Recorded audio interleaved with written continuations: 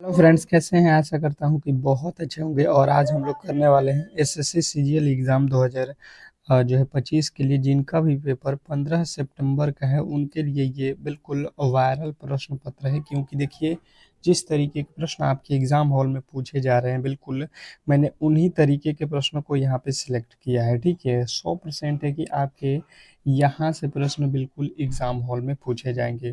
क्योंकि जो 12 तारीख का जो सीजीएल का पेपर हुआ था, आप लोगों को चारों शिफ्टों को अच्छे तरीके से जानकारी होगा कि किस लेवल के और किस तरीके के प्रश्न पूछे गए थे।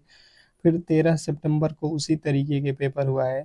मतलब आप ये समझ लो कि जो है एक एसएससी का पैटर्न होता है, और बिल्कुल उस पैटर्न को जो शुरू में एसएससी फॉलो करती है, सेम टू सेम लास्ट तक फॉलो करती है। क्योंकि उसमें जो है उसको नॉर्मलाइजेशन में दिक्कत हो जाएगा अगर पेपर इधर उधर करने लगेगा तो। ठीक है, तो जहाँ जहाँ से प्रश्न पूछ रहा है उन सारे टॉपिकों के प्रश्नों को अगर आप कर लेते हो और एग्जाम हॉल में जाते हो, तो 100% है कि आप वहाँ पे बेहतर स्कोर करोगे। तो जिनका भी पेपर जो है 15 या 15 से आगे किसी भी दिन आपका एग्जाम है, तो आप इस क्लास को बिल्कुल बेहतर तरीके से देख लें, तो आप बेहतर स्कोर करने वाले हैं एग्जाम हॉल में। ठीक है, तो अल शिफ्ट वाले बिल्कुल इसको देख लें और देखकर ही एग्जाम हॉल में जाना, क्योंकि ये क्लास बहुत इंपॉर्टेंट हो जाता है आपके एग्जाम के लिए। तो चलिएगा पहले प्रश्न की ओर चलेंगे, और पहला प्रश्न आपसे क्या पूछा है कि जो है अनुच्छेद 108 के तहत लोकसभा और राज्यसभा की संयुक्त बैठक निम्नलिखित में से किस विधेयक के लिए बुलाई जा सकती है।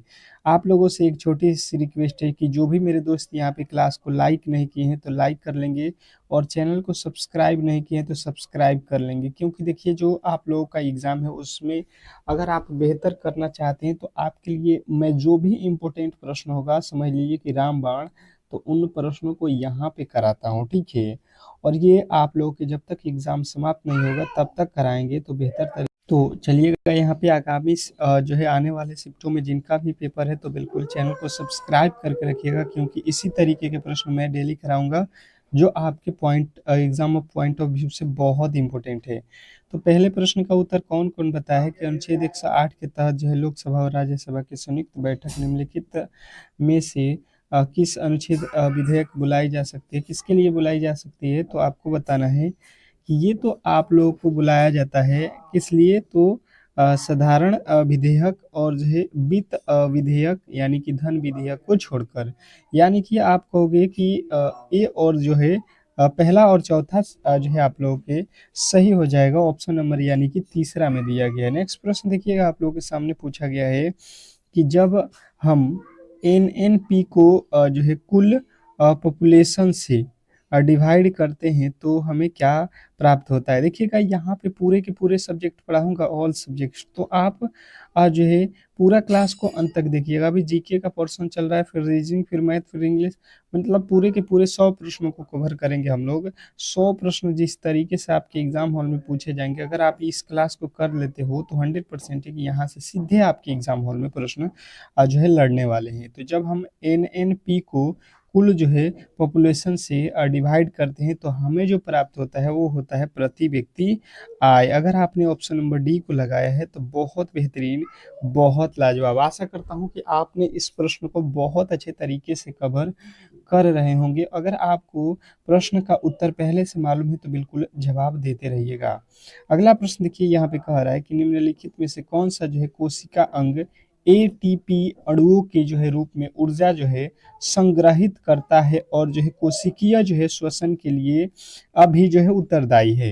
क्वेश्चन नंबर तीसरे के राइट उत्तर बताने की कोशिश करेंगे सभी लोग। जिनको भी प्रश्न मालूम है तो उसके उत्तर फटाफट से आपके कमेंट बॉक्स में आने चाहिए।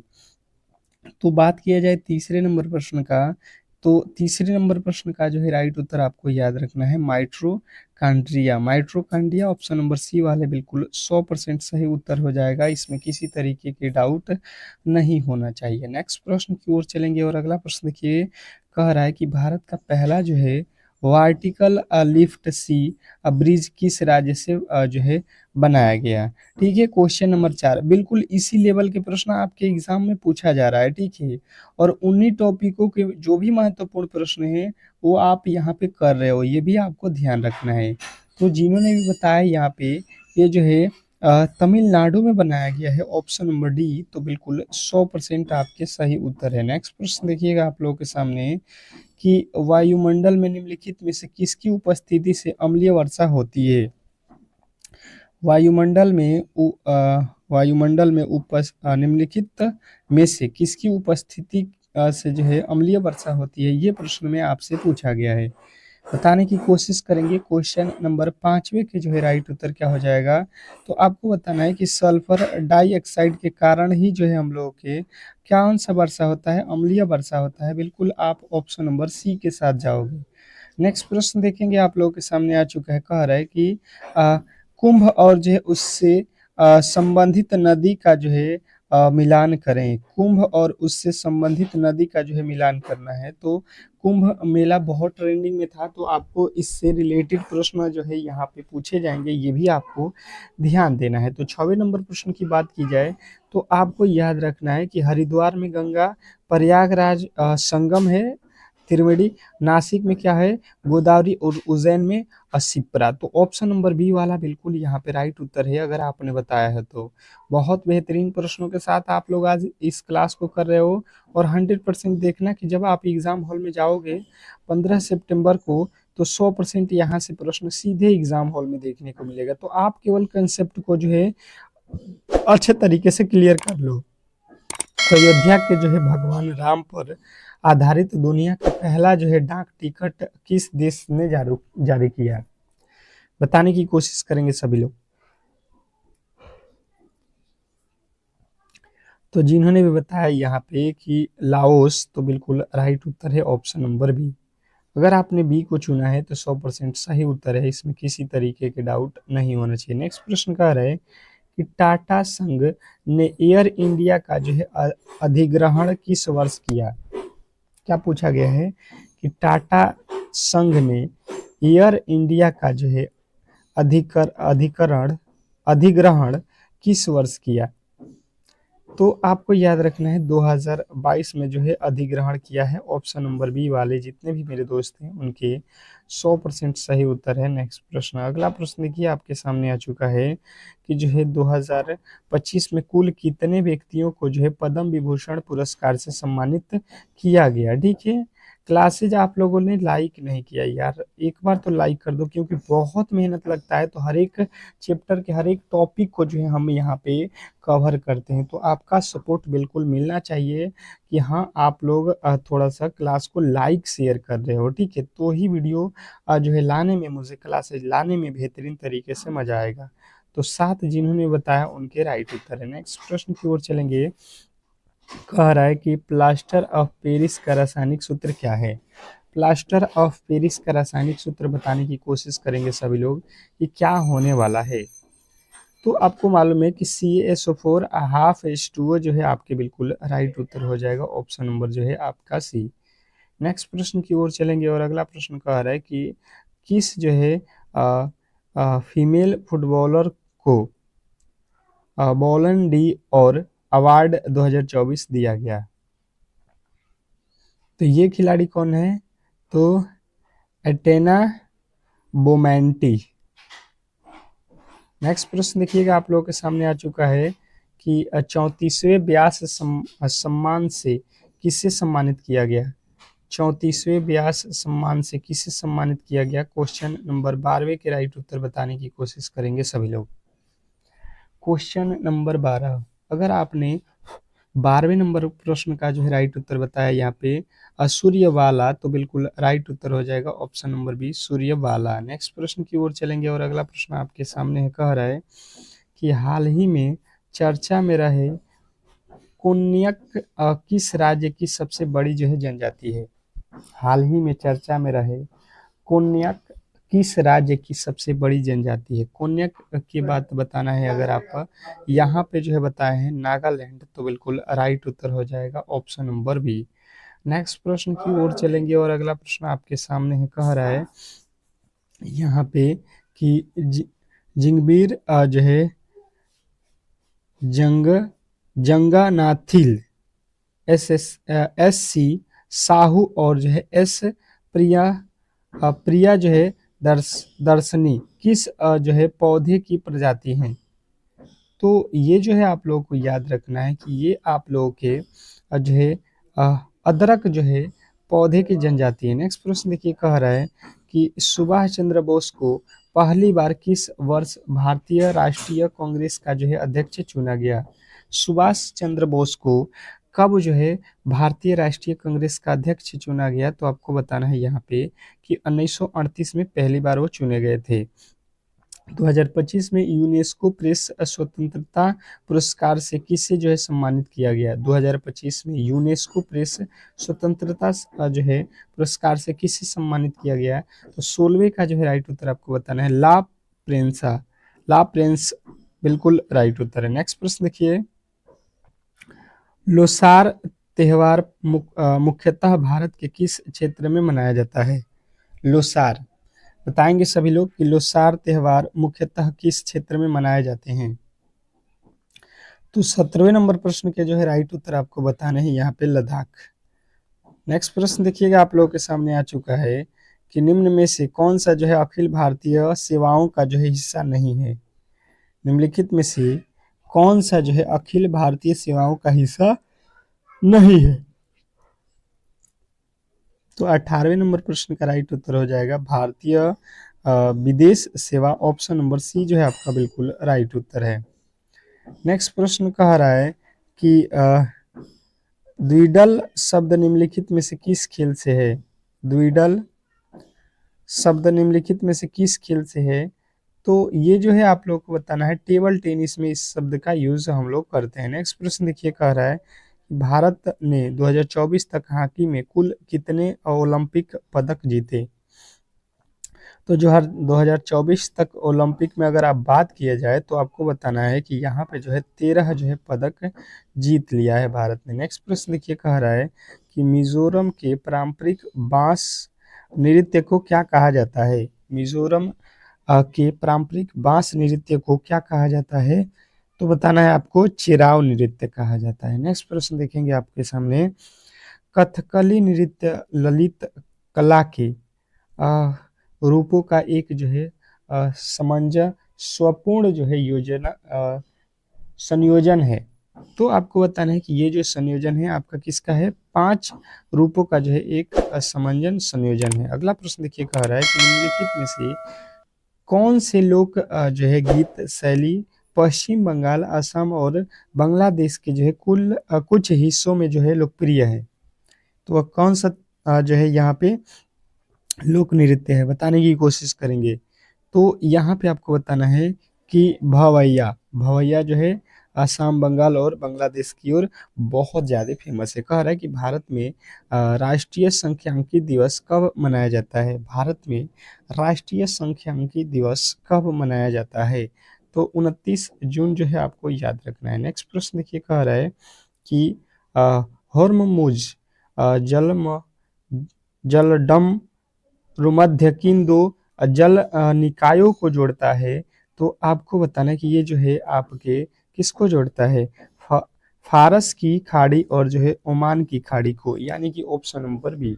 तो इस तरीके से जीके के जो महत्वपूर्ण प्रश्न थे उसको हम लोगों ने कवर कर लिया। अब जो है रीजनिंग के प्रश्न यहाँ से हम लोगों को देखना है और फटाफट से जवाब भी देना है। जैसे रीजनिंग का आज का पहला प्रश्न है, कह रहा है कि दिए गए वेन आरेख में चित्र जो है विद्यार्थी को दर्शाता है। त्रिभुज जो है विद्यार्थी को दर्शाता है, वृत्त जो है डिप्लोमा धारी को दर्शाता है और चतुर्भुज जो है स्नातक को दर्शाता है। आरेख में दी गई संख्या उस श्रेणी विशेष विशेष के व्यक्तियों की संख्या को दर्शाती है। तो इस तरीके से जो है आप लोगों को यहाँ पे दिया गया है कंडीशन कि त्रिभुज विद्यार्थी हैं और वृत्त जो है डिप्लोमा वाले हैं और जो है ये वर्ग वाले कौन हैं? तो ये स्नातक यानी कि ग्रेजुएट वाले हैं। कितने विद्यार्थी जो है डिप्लोमा धारी है किंतु जो है स्नातक नहीं है? मतलब यहाँ पे सीधा सीधी बात आपको कह दिया गया है। तो सबसे पहले आप ऊपर के जो कंडीशन पढ़े हैं, अगर आप अच्छे तरीके से पढ़े हैं तो बिल्कुल इस प्रश्न का राइट उत्तर बता सकते हैं। आपको मैं सोचूंगा कि 10 सेकंड का समय दो ताकि आपको एक पृष्ठिक हो जाए एग्जाम हॉल में कि इन प्रश्नों के उत्तर क्या दे रहे हो। और अगर आप यहाँ पे सही दे रहे हो तो 100% है कि एग्जाम हॉल में भी सही दोगे। अब देखो इसको किस तरीके से बनाएंगे, जैसे बोला क्या गया है कि डिप्लोमा धारी तो हैं परंतु स्नातक नहीं है। तो स्नातक सबसे पहले देख लो, स्नातक कौन है? चतुर्भुज वाले स्नातक है। चतुर्भुज हमें दिखाई दिया यहाँ पे, ठीक है। मतलब भाई साहब ये हमें किसी भी हालत में पसंद नहीं है, ये नहीं है, बात बिल्कुल खत्म, ये हमें पसंद नहीं है, ये हमें नहीं चाहिए। कह रहा है कितने विद्यार्थी डिप्लोमा धारी है। तो विद्यार्थी देख लो, ये त्रिभुज वाले विद्यार्थी हैं। त्रिभुज वाले कौन है? त्रिभुज वाले मैंने आपको बताया था कि ये भाई साहब विद्यार्थी हैं। और डिप्लोमा धारी कौन है? तो आप कहोगे डिप्लोमा धारी ये वृत्त वाले हैं। तो इन दोनों में कौन सिमिलर हो रहा है, कौन मिल रहा है? तो देखो इस कोने पे, इस कोने पे कितना है? तो आप कहोगे कि 8 है। 8 विद्यार्थी ऐसे हैं जो क्या कर रहे हैं कि जो है डिप्लोमा धारी है और जो है विद्यार्थी भी हैं। तो इस तरीके से आपके ऑप्शन नंबर सी जो है बिल्कुल राइट उत्तर हो जाएगा। नेक्स्ट प्रश्न देखिए, कह रहा है कि दिए गए जो है निष्कर्षों में से कौन से जो है निष्कर्ष कथनों का जो है तार्किक रूप से अनुसरण करते हैं।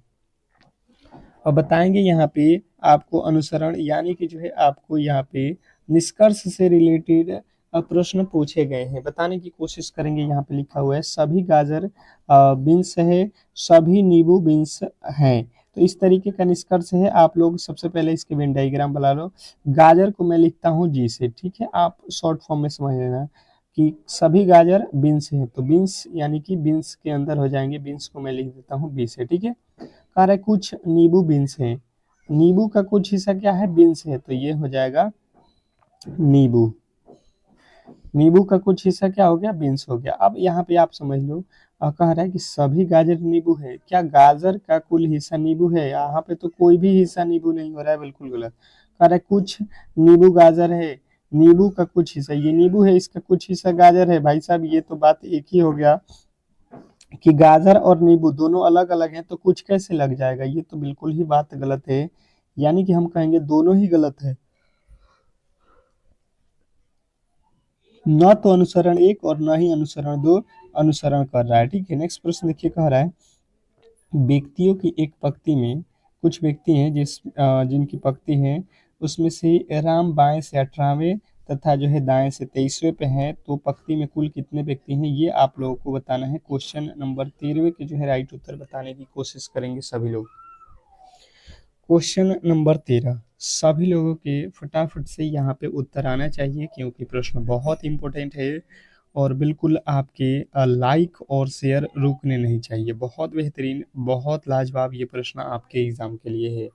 तो कहीं ना कहीं आपको ऐसे प्रश्नों को अच्छे तरीके से ध्यान देना है और सबसे पहले आपको फटाफट से बनाना भी आना चाहिए। जैसे मान लेते हैं कि कोई पंक्ति है यहाँ से यहाँ, इसको बोलते हैं ये साइड को बायां और इस साइड को बोलते हैं दायां। बात तो आपने क्लियर समझा होगा। तो यहाँ से अगर वो कोई व्यक्ति इधर से चलना स्टार्ट कर रहा है, तो इधर से चौंक रहा है, तो ये कह रहा है कि 18वें नंबर पे हो, और दाहिने से आ रहा है वही व्यक्ति यहाँ पे जो खड़ा है, तो वही व्यक्ति कितने नंबर पे हो जा रहा है? इधर से आ रहा है, तो ये 23वें नंबर पे हो जा रहा है, ठीक है। तो कह रहा है कि टोटल कितने लोग हैं इस पंक्ति में, तो इन दोनों को जोड़ दो, इन दोनों को जोड़ दो, तो 18 23 कितना होता है? 41। परंतु यहाँ पे आपको ये समझना है कि जो ये बीच में खड़ा है व्यक्ति, उसको हम लोगों ने बाएं से और दाएं से दोनों तरीके से काउंट किए हैं। मतलब एक अधिक हमने काउंट कर लिया, क्योंकि ये व्यक्ति एक बार ही है, तो आप लोगों को जो है घटा देंगे तो 40 लोग हो जाएगा। आप लोगों का बिल्कुल राइट उत्तर हो जाएगा ऑप्शन नंबर ए। तो आशा करता हूं कि ये प्रश्न आपको बहुत अच्छे तरीके से समझ में आ गया होगा। नेक्स्ट प्रश्न की ओर चलेंगे और अगला प्रश्न आपके सामने है कि पांच वस्तुएं A B C D sorry A R P R A K P R T एक के ऊपर एक जो है रखी गई हैं। जरूरी नहीं है कि वे इसी प्रकार रखे जाएंगे, जैसा कि यहाँ पे बताया जा रहा है के जो है के तथा पी के मध्य में केवल टी है। बात कंडीशन आप समझते चलिए और इसको अगर बनाते चलिएगा तो बिल्कुल आप इसको सॉल्व कर दीजिएगा। बोला गया है कि के तथा जो है पी के मध्य में टी है। के यहाँ पे अगर रख लेते हो और यहाँ पे पी रख लेते हो, तो इसके बीच में कौन है? यहाँ पे कह रहा है कि टी इसके बीच में है, टी इसके बीच में हो गया, ठीक है, टी इसके बीच में हो गया। अब कह रहा है कि पी के नीचे है। पी कौन है? के नीचे। पी कहाँ पे है? के नीचे। के नीचे कौन है? पी। अब बात यहाँ पे कह रहा है कि पी जो है के नीचे है। पी कहाँ पे है? के नीचे। तो देखो के नीचे पी है, बिल्कुल बात सही है, यहाँ पे के नीचे पी है, कह रहा है आर पी के ठीक नीचे है। आर कहाँ है? आर पी के ठीक नीचे, पी के ठीक नीचे कौन है? आर है, तो यहाँ पे आर रख लो। कह रहा ए जो है टी से तीसरे स्थान पे है। ए कहाँ पे है? ए जो है टी से तीसरे स्थान नीचे है, नीचे है मतलब आप देख लो, टी यहाँ पे है, इसका ये पहला स्थान, ये दूसरा, यहाँ पे तीसरे स्थान पे कौन आएगा? सबसे लास्ट में ए। पूछ रहा है कौन सी वस्तु सबसे नीचे है, तो सबसे नीचे कौन जा रहा है? ए जा रहा है। अगर आपने ऑप्शन नंबर ए चुना है तो बिल्कुल राइट उत्तर है। नेक्स्ट प्रश्न, अगला प्रश्न देखिए, कह रहा है कि दी गई आकृति में कितने त्रिभुज है? फिगर काउंटिंग से प्रश्न आपके एग्जामिनर पूछ रहा है हर एक शिफ्ट में, तो 10 सेकंड का समय रहेगा। आप लोग यहाँ पे फटाफट से बताने की कोशिश करेंगे। बिल्कुल बिल्कुल इसी तरीके के और ऐसा ही प्रश्न एग्जामिनर आपके जो है एग्जाम हॉल में पूछेगा। अगर आप यहाँ पे कर रहे हो तो 100% है कि वहाँ पे भी करके आओगे। केवल आप क्लास को देख लो और देखकर आप एग्जाम हॉल में चले जाओ। बहुत मजे तरीके से आप क्वेश्चनों को हैंडल करके चले आओगे। जैसे मैंने देखा यहाँ पे, तो यहाँ पे जैसे ये बॉक्स पहले हम लोगों ने काउंट करना है, ठीक है। यहाँ पे तो यहाँ पे देखिए 1 2 3 और ये 4 हो गया, ठीक है। तो 4 त्रिभुज है, 4 का 2 गुना करेंगे तो 4 गुना का कितने त्रिभुज हो जाएंगे? 8 है। कितने हो जाएंगे? 8। बिल्कुल उसी तरीके से आप यहाँ पे भी काउंट कर लोगे, बिल्कुल 8, और यहाँ पे भी काउंट करोगे तो बिल्कुल 8। मतलब यहाँ पे टोटल हमें मिल गया 8 8 16 8 तरीका 24, 24 मिल गया। आप कहोगे जी हाँ 24 तो हमें दिखाई दे रहा है, पर आपको कुछ और भी दिखना पड़ेगा। जैसे मैंने देखा तो ये वाला एक त्रिभुज हमने दोनों को सिमिलर करके नहीं बनाया था, ये एक त्रिभुज नहीं बनाया था, तो दो ठो ये हो गया।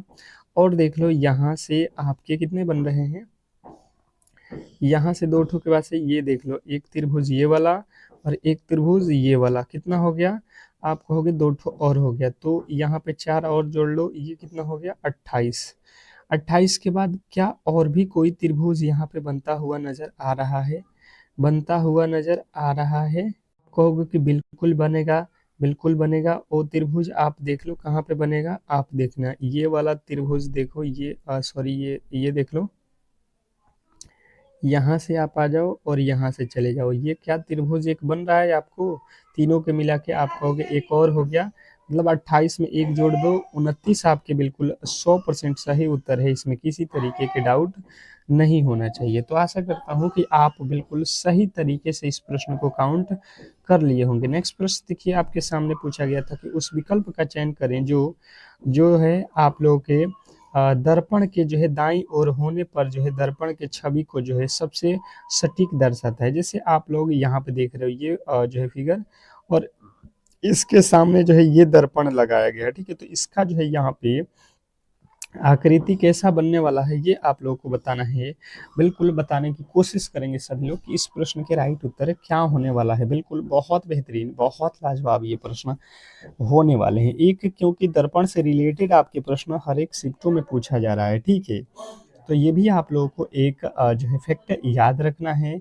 और चलिए यहाँ पे फटाफट से देख लेते हैं। तो देखिए ये जो होगा आप लोगों का, ये तो बॉक्स यहाँ पे बन जाएगा, बिल्कुल बन जाएगा। और ये जो लकीर है ऊपर का नीचे, ये तो इस तरीके से ही बनेगा। और ये जो लकीर है, ये लकीर इधर आ जाएगा, ठीक है। ये लकीर इधर आ जाएगा, और जो ये लकीर आप देख रहे हो तो ये लकीर इधर चला जाएगा, ठीक है, यहाँ पे।